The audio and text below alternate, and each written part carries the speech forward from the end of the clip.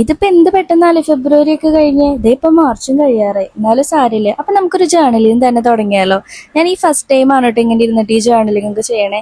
എന്തെങ്കിലും ഡയറിയിലൊക്കെ ചെയ്യുന്നതല്ലാണ്ട് ഇതിപ്പോ ആദ്യമായിട്ടാണ്. എന്തായാലും ഇതിപ്പോ എനിക്ക് നല്ല ഇഷ്ടമായിരിക്കണു. അപ്പൊ നമ്മുടെ ഇന്നത്തെ പ്ലാൻ ഒരു മൂഡ് ട്രാക്കർ ആട്ടോ. അപ്പൊ ആ പറഞ്ഞ കാര്യം വേറെ ഒന്നല്ല, കുറെ മൂഡ് സിങ്സ് ഉള്ളതുകൊണ്ട് അപ്പൊ മൂഡ് ട്രാക്കർ തന്നെ സെറ്റ് ചെയ്യാന്ന് വിചാരിച്ചു. ഇതിപ്പോ എല്ലാവരും ഈ മൂഡ് ട്രാക്കർ ഒക്കെ ചെയ്തിട്ട് നിങ്ങൾ കണ്ടിണ്ടാവും. അപ്പൊ വേറെ ഒന്നല്ല, ഞാനിവിടെ മാർച്ച് മാസത്തിൽ 31st ഡേ ഉള്ളതുകൊണ്ട് 31st ഹാർട്ടാണ് വരച്ചു കൊടുക്കുന്നത്. ബാക്കി അതിനനുസരിച്ച് കുറച്ച് മൂഡ്സും കാര്യങ്ങളും ആഡ് ചെയ്ത് കൊടുക്കുന്നുണ്ട്. പിന്നെ മൂഡ് അനുസരിച്ച് കളേഴ്സും കാര്യങ്ങളും നമ്മൾ ഫില്ല് ചെയ്ത് കൊടുക്കുക.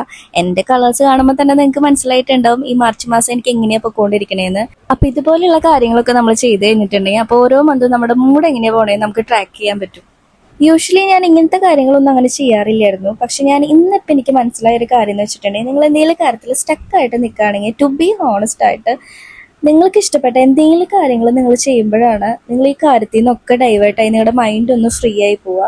അതേപോലത്തെ ഒരു ദിവസമായിരുന്നു എനിക്ക്. അപ്പം നിങ്ങൾ ഈ നിങ്ങളുടെ എൻ്റെ ഈ മൂഡ് ട്രാക്കർ കണ്ടാൽ തന്നെ നിങ്ങൾക്ക് മനസ്സിലാവും ആ കളറിങ്ങിൽ എനിക്ക് ഈ 22 ഡേയ്സ് വരെ ഐ എം നോട്ട് ഓക്കെ. അപ്പം ഇന്നത്തെ ഒരു ദിവസമാണ് ഞാൻ അത്രയ്ക്കും കുറച്ചെങ്കിലും ഹാപ്പി ആയിട്ടിരിക്കുന്നത്. അത് എനിക്ക് ഇഷ്ടപ്പെട്ട എന്തെങ്കിലും കാര്യങ്ങൾ ചെയ്യുമ്പോഴായിരുന്നു. അപ്പം നിങ്ങൾക്ക് എന്തെങ്കിലും കാര്യങ്ങൾ നിങ്ങൾ സ്റ്റക്കായിട്ട് നിൽക്കുകയാണെന്ന് വെച്ചെങ്കിൽ അത് അവിടെ മാറ്റി വെച്ചിട്ട് നിങ്ങൾക്ക് ഇഷ്ടപ്പെട്ട എന്തെങ്കിലും കാര്യത്തിൽ ഒന്ന് ഇൻവോൾവ് ആയി നോക്കുക. ബെറ്റർ റിലീഫ് കിട്ടും, ഞാൻ ഉറപ്പായിട്ടാണ് പറയണത്. ആൻഡ് ഓൾസോ ഞാനൊരു കാര്യം കൂടി പറയാൻ മറന്നു. ഇതെൻ്റെ ഫസ്റ്റത്തെ യൂട്യൂബ് വീഡിയോ ആണ്. ഇത് എനിക്ക് ഇഷ്ടപ്പെട്ട കാര്യമായതുകൊണ്ട് ഞാൻ ഇതിപ്പോൾ ചെയ്യണു. ഇനി ഇത് ചെയ്തില്ലെങ്കിൽ എനിക്ക് വല്ലാത്തൊരു റിഗ്രറ്റ് അടിക്കുന്ന ഒരു തോന്നലുണ്ടായിരുന്നു. അപ്പോൾ ഈ വീഡിയോ ഇഷ്ടപ്പെടുകയാണെന്ന് വെച്ചെങ്കിൽ ലൈക്കും കമൻറ്റും സബ്സ്ക്രൈബും ഒന്നും മറക്കണ്ട കേട്ടോ.